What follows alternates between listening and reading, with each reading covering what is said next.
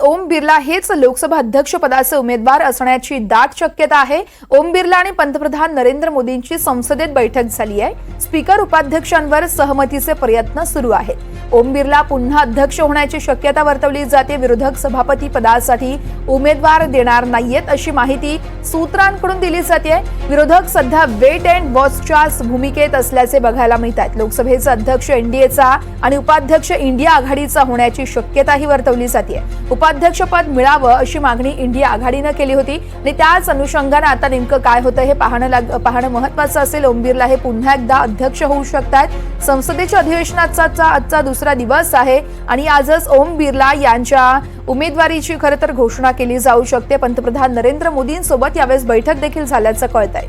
ओम बिर्ला आणि पंतप्रधानांची बैठक झाली आहे संसदेत। स्पीकर आणि उपाध्यक्षांवर सहमतीचे प्रयत्न सुरू आहेत। ओम बिर्ला पुन्हा अध्यक्ष होण्याची ही शक्यता आहे। विरोधक सभापतीसाठी उमेदवार देणार नाहीयेत अशी माहिती सूत्रांकडून दिली जाते। तर विरोधक सध्या वेट अँड वॉचच्या भूमिकेत आहेत। लोकसभेचा अध्यक्ष एनडीएचा आणि उपाध्यक्ष इंडिया आघाडीचा होण्याची देखील शक्यता आहे। उपाध्यक्षपद मिळावं अशी मागणी इंडिया आघाडीकडून केली जात होती।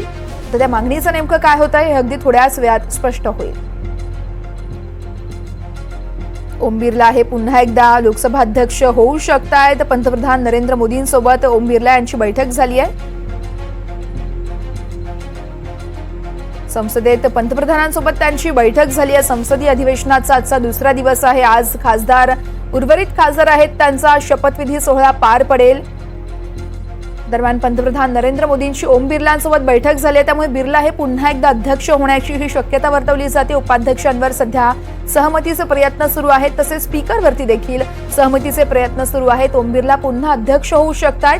विरोधक सभापती पदासाठी उमेदवार देणार नसल्याची माहिती सूत्रांकडून दिली जाते।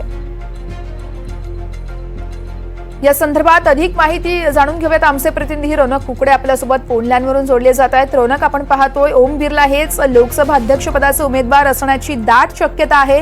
दिल्लीत नेमका काय घडामोडी घडतायत?